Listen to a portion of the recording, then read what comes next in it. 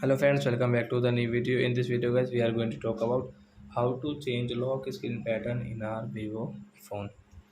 Guys, you want to change your pattern, so guys you can change it. And guys, now let's see how to change pattern in our Vivo phone. In this video guys, I am going to show you guys how can you change your pattern. So guys, now let's see how to change pattern. So guys, first of all open your phone setting to change your pattern. Then guys scroll it.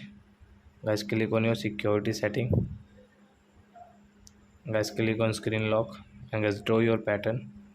Again click on pattern guys, and guys new pattern guys, we will take this L.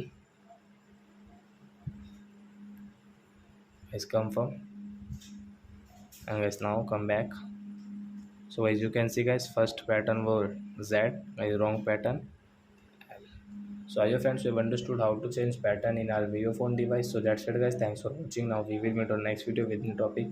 Before going guys, please go and like my video, subscribe my channel. Bye bye friends.